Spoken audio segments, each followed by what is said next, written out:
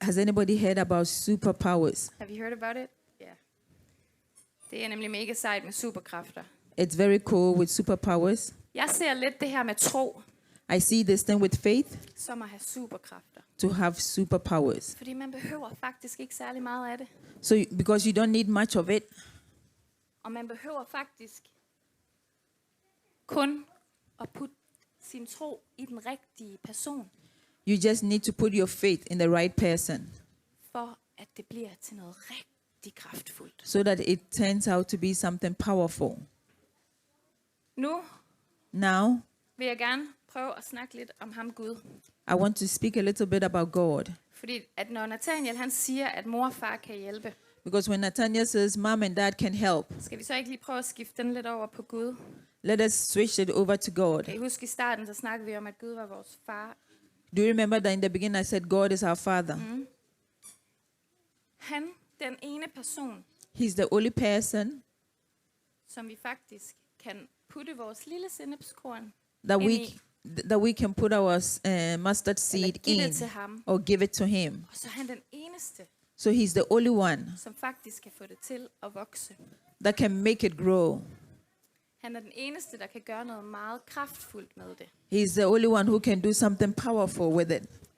Så tro er meget, meget stærkt, hvis du putter det, hvis du giver det til den rigtige person. So faith is very, very powerful if you give it to the right Og lige person. det er noget, Jesus han snakker meget om. And this is what Jesus spoke mostly about, and a lot about. Han var sammen med sine venner, He was together with his friends, hans disciple, his disciples. og de sad og snakkede sammen. They were speaking together. Og så sagde han noget underligt til dem. And then he said something strange to them. I skal snart lære at gøre nogle af de her ting selv. You need to be learning how to do these things by yourselves. Sådan noget som måske at bede for nogle andre. Example, by praying for other people, Eller være god ved nogen, som ikke er så gode ved jer. or be good to others that have not been good to you, Eller måske at tilgive nogen. or maybe to forgive someone. Hvad mener du? What do you mean? Skal vi gøre det helt selv? Do we need to do this on our own accord? Kan du ikke prøve, hvad mener du med det? What do you Spørger mean by hans that? venner. His friends ask. Så siger han, He says, ikke selv. not by yourself. Jeg vil være her. I'm going to be with you. Og ved hvad han sagde til dem? And you know what he said? I skal lære at tilgive mennesker. You should learn to forgive people Fordi because at det er meget kraftfuldt it's very powerful at kunne få lov til at gøre noget godt imod nogen, som har gjort noget ondt mod to dig. get the opportunity to do good to someone who've done you wrong. Og nu har jeg jo 3 børn. And now I have 3 kids. Og nogle gange er det lidt svært med det der med at ikke at gøre gengæld. And sometimes it's very hard to reciprocate, Og få hævn måske. or maybe to get vengeance. Så hvis jeg lige puffer til dig, So maybe if I poke at you, så kan det være, at du lige sparker mig. then maybe you also would kick me For det skal gøre lidt mere ondt, because når man you want gør me. gengæld, ikke? Yeah, because you want me to experience much more hate when Må I'm jeg lige spørge nogle af reciprocating. jer børn? Hvis, Can I ask one of you, these hvis children, nogen driller jer, if somebody teases you, har man så ikke lyst til at drille tilbage? don't you have the urge to tease back? Hvad med at spørge nogle af søskende der, som jeg ved godt kan lide at drille hinanden? I need to ask my kids here who love to tease, Hvad med jer voksne? tease each Er der other. nogen af jer, der har prøvet at blive såret? What about you grown-ups? Is there anyone here who have tried to be hurt? Hvor nogen har gjort noget imod jer, som ikke var rart? Somebody have done something towards you that wasn't nice. Hvad har man lyst til at gøre? What was your desire to do? Tak for det! Was it to give the person a hug and say, thank you for Det var this? lige det, jeg havde brug for. This is exactly what I needed. Så blev jeg lige ydmyg. Then I become humble. Er det det, vi har brug for? Is that what we need? Eller bliver vi lidt sådan, Or do we have it in us like, ugh, gid at den person også blev såret? I hope that person also get hurt. Nogle af os er måske lidt mere modne end det. Some of us are even bolder than that. Men vi kender godt følelsen, ikke også? But we know that feeling. Vi har lyst til, We have the desire. at hvis vi ikke har det godt på grund af en, If we are not having it good because of one person, Gid de heller ikke havde det så godt, eller faktisk værre end mig. then I don't want them to have it good. They need to have it worse than I have it. Og de her ting, det kæmpede disciplene, Jesus venner, også med. And these are the things that his disciples were fighting with Jesus' friends. Du skal tænke på, de kom fra alle mulige forskellige baggrunde. You should remember that they were coming from different backgrounds. Nogle var vant til at gøre tingene på en måde, og nogle var vant til at gøre tingene på en anden måde. One was accustomed to doing things one way and the Det other har the other helt way. sikkert givet nogle gnidninger. And I know it has brought some Men confusion. Jesus sagde, But Jesus said vi skal tilgive hinanden. we should forgive each other. Ja, men er det så nok, at vi bare tilgiver og siger, nå, men det var det. But is it enough to just forgive and say, yeah, that's it? Ved du hvad Jesus han sagde? Do you know what Jesus said? Du skal lære at tilgive, selvom du skal tilgive den samme person 7 gange. på en You dag. should learn to forgive, even though you have to forgive that person Så 7 vigtigt er det times. faktisk, This is how important it is at vi giver slip, to let go, og vi ikke lader al den der rådenhed og tristhed og mørke og hævn få lov til at gro inde i vores hjerter. that we don't let this rottenness, revenge, sadness endure in our hearts. Og så sagde han, det kan godt være, det er umuligt for mange mennesker. He was saying that maybe it's impossible for many people. Synes I ikke også, det kan være umuligt nogle gange Don't you think it's also impossible for you sometimes at tilgive, to forgive hvis der er sket noget rigtig slemt? if something bad had happened?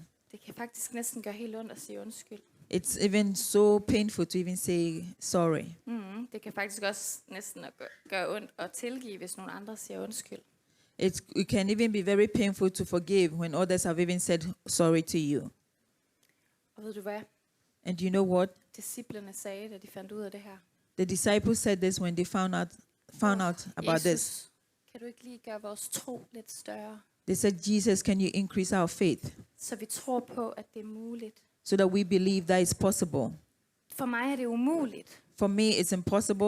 Kan du hjælpe mig?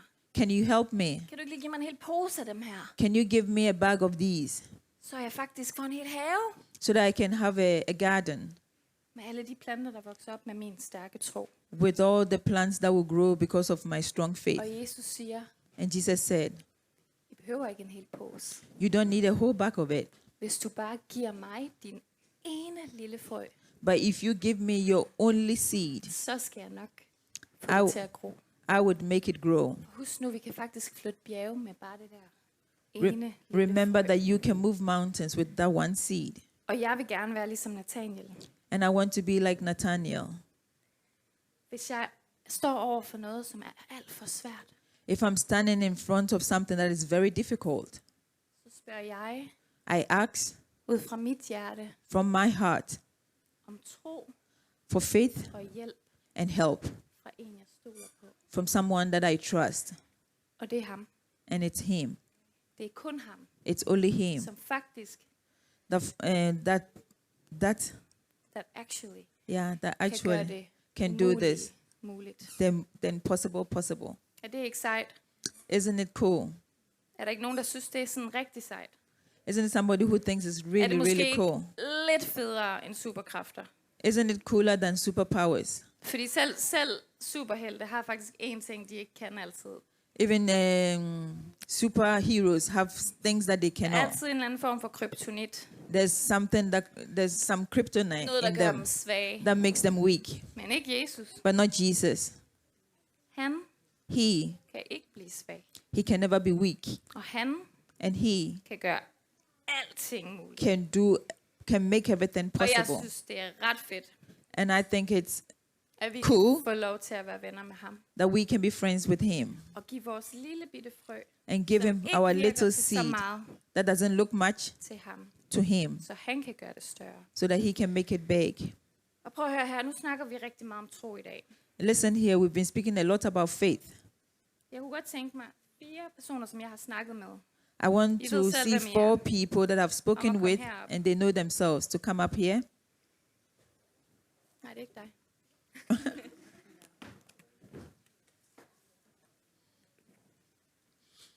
Så hvis I stiller jer her, Nora her, If you stand up there, og du kan stå lige her, der og her. Okay, Nu har vi det her med vores verden. We have this with our world. I vores verden er der så mange ting, vi kan give vores tro til. In this world, there's so many things that we can give our faith to. Det kan være,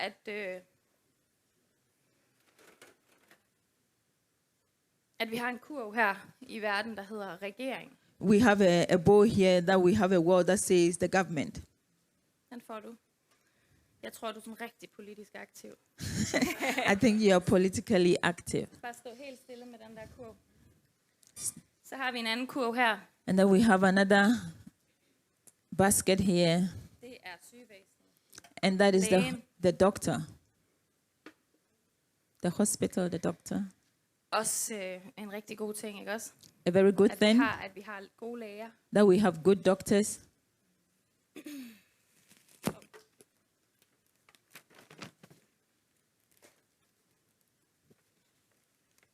Godt tape er også godt. Så har vi en til dig, Jacqueline, her. And then we have this one, Der står mig selv på. myself. Jeg er også god til at... Det er også godt at have tro på sig selv, ikke også? It's Det får also vi good to altid have at vide. faith in yourself. Have tro på dig selv. så We skal always det hearing hele this. nok gå. Please have faith on yourself, and everything will be okay.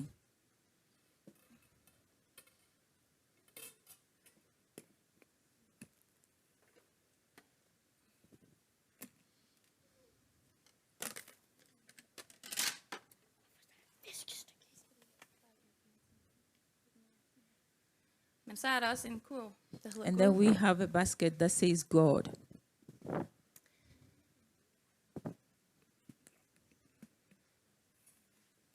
Så er jeg lige ved at handle her i dag. And then I have taken these with me today. Er der nogen, der har hørt, Is there anyone who've heard about? i hvert fald inden for sådan handelsverden og businessverden, And in the business world, det er dumt at putte en investering bare sådan et sted, ikke? that it's very bad to put all your eggs in one basket. Hvad nu hvis, at jeg investerer alt i her, What if I invested everything in God og så det går galt? and then it goes wrong?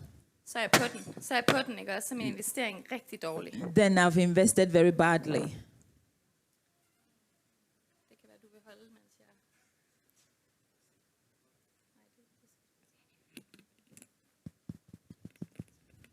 Jeg taler bare højt, er det ikke fint? Så jeg har købt nogle æg her. I have bought some eggs here. Jeg tænker, jeg er glad for systemet. I'm very happy for the system. Særligt nu, når jeg er gravid, det er virkelig dejligt. The at hospital system is very, very lovely, especially when I'm pregnant. Somebody's taking care of me. Og min læge har altid været super god. And my doctor has always been very good. Hjulpet mig med mange ting. He has helped me with many things. Men jeg tager lige kun 2 her, ikke også? But I'm going to put 2 in there. Og ja, regeringen. And then the government. Det kan godt være, at regeringen ikke ser ud helt, som jeg vil. Maybe the government is not looking the Men way I jeg har want en it to stor be, tiltro til, but I have great faith too at de gør det rigtige. that they are doing the De right vil thing. det rigtige for mig. Er det They ikke want the rigtigt? right thing De for prøver. me. They are trying. Og det er altså godt lige at have lidt investering i det, So jeg I ikke want to skal have a stå med little det bit hele selv. investment in it. Jeg putter lige en til her i, fordi det er nok lidt mere. Har I ikke alle sammen hørt den her med, at vi skal bare tro på os selv? Have you not heard this, that we need to believe more in ourselves? Tro på dig selv. Believe in yourself. Du har alt, hvad der skal til. You have everything that you Alt, need hvad du har to. brug for. Everything that you need to. Det kan du faktisk finde i dig selv. You can find it in yourself. Jeg lægger bare en masse æg i min egen kurv. I'm going to lay a lot of eggs in Den my eneste, jeg own faktisk basket helt kan stole på, det er jo nok mig because selv. the only thing that I know I can trust is myself. Så er der Gud. And then we have God. Tør jeg? Do I dare? Tør jeg virkelig at putte... No, altså, Do I det really har jeg jo fået at dare? vide, man skal. I have heard that you Hele mit should. liv har jeg fået at vide, Gud han skal nok hjælpe. All my life I've heard God is going to help you. Så jeg lægger altså også lige 2 æg der. So I'm going to lay 2 eggs Jeg there. lægger lige det sidste æg her. And then the last egg in myself. Så er jeg sådan rimelig godt fordelt, synes I ikke? I have fairly shared it out. Vil I også have puttet dem der? Sådan cirka. Lidt fordelt, ikke også? Yeah. Ja, det er bedre, fordi Hvis nu en af de her, de sådan lige svigter os, eller If one svigter of os, these should disappoint me, puha, hvad gør jeg så? what do I do? Men det er jo sådan med alting. But this is the way it is with everything. Så kommer der storm. The storm will come. Og det kan være, at du en eller anden dag sidder ved lægen. Maybe one day you are sitting with a doctor, Eller en, du elsker gør. or somebody that you love is sitting in front of the doctor. Lægen har altid behandlet dig godt, altid gør alt for dig. The doctor has done good to you, would do everything for you, Giv dig den medicin, du havde brug for. giving you the medicine that you need. En eller anden dag, And then one day, så kan det være, at du sidder der. and then you're sitting in front of him Jeg er ked af det, Natasha. and says to you, Natasha, I'm very sorry. Der er ikke mere, jeg kan gøre. There's nothing I can do to help you. Det er umuligt. It's impossible. Det er bare sådan, det er. This is how it is. Lægesystemet kan ikke hjælpe mig mere. The hospital cannot help me anymore. Oh, hey, Storme, og din it's verden beginning to storm, and your world krakelerer, is cracked, bliver rystet. is shaken, Og alle mine æg, and all my eggs, hele min investering, all my investment væk. is gone. Hvad sker der, når at dem, du stemte på, ikke lige kommer ind? What about those that you voted for don't get into the government? Hvad sker der lige, når at politikerne ikke lige giver dig dit ønske? What happens when the politicians don't give you what you wish for? Hvad gør jeg? What do I do? Sætter jeg hele min lid til, at regeringen, Do I put all my trust at in the staten, government, at kommunen kan the gøre state, alting the for mig? government, the district Og en office? dag, And then gør one de day, ikke, og det stormer. it storms. Jeg bliver skuffet. I'm Jeg disappointed. er rystet. I'm shaken. Og mine æg, And my eggs, de går i stykker. they are destroyed. Jeg mister. I lose. Men mig selv But kan jeg jo myself, altid regne med.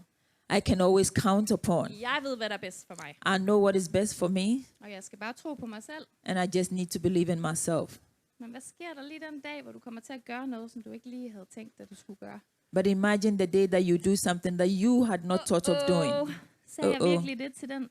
What did I really say that to that person? Jeg er virkelig, virkelig ked af det, men jeg I'm gjorde very, very noget sorry, ondt ved et person. but I've done something evil against another person. Jeg er syndet faktisk. I have sinned, Og så indser du også, and then you realize at jeg that you er heller ikke are not nok. enough, Og jeg kan ikke alt. and I cannot do everything by myself. Hvad med ham Gud der? And what about God? Hvad nu hvis, What at alting if ryster? that everything is shaken? Stormer det? It's Ja, det storming. gør så. Yes, it's storming, Men det ser ud til, at mine æg stadigvæk er der. but my eggs are still there. Problemet The problem is, med alle den her verdens ting, with all the things in this world, verdens ting, the worldly things, kan I vise jeres kurve can you show me your basket? indeni, har huller. It have holes. Det eneste, The only thing that doesn't have a hole, it's God. Please place them on the ground. så vi ikke lige give dem en hånd. Please give them a clap offering.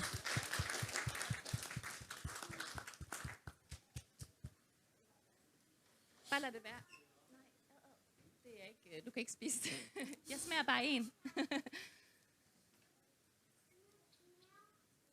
Og ved I hvad? And do you know what? Det kan godt virke lidt risky It can be a little bit risky at sige, at jeg putter al min tro, to say I put all my faith, al min tro faith på ham der. in Him there. Og det gør, at du står over for et valg And maybe you are standing in front of a decision som voksen. as a grown-up. Skal jeg gå den her vej, Should I go this way, hvor jeg får alle mine drømme opfyldt? where I will get all my dreams fulfilled? Økonomisk kører det bare.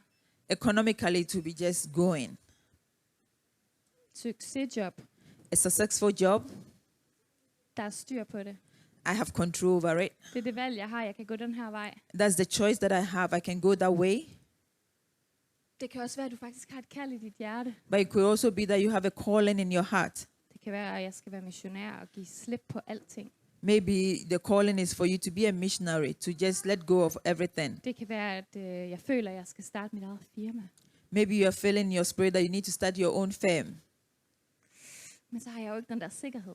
But then I don't have this security. Og ved I, hvad Gud han siger? And you know what God says? Du kan stole på min kurv. You can trust my basket. Du kan stole på min kurv. You can trust my basket. Kan vi lige prøve at sige det alle sammen? Can we say it Du together? kan stole på min kurv. You can trust my basket. Du kan ikke stole på dig selv, You cannot trust yourself for du er fuld af fejl. because you are full of mistakes. Det er ikke rart at vide, men det er jeg. It's not nice to know, but I know I am. Jeg kan ikke stole You på cannot trust regeringen the og government politikerne. Det er ikke or the altid, politicians. det kommer til at gå den vej, because som it's jeg all, ønsker. it does not always go the way that I wish for. Og jeg kan ikke kun stole på sygevæsenet eller lægen. And I cannot always trust the hospital or the Men doctors. Gud siger, at du kan stole på min kurv. But God is saying that you can trust my basket. Skal vi ikke sige amen til det? Can we say amen to that one? Så i dag, So today, så fandt jeg mit ene korn. I found my little seed Og jeg har lært, and I have learned at hvis jeg giver den til den rigtige person, if I give it to the right person, så kan jeg faktisk stole på, I can now trust at jeg kan få hjælp. that I can get help Og det umulige kan blive muligt. and the impossible can be possible. Og så kan min tro And now you can believe. vokse. Now my faith can grow. Amen. Amen.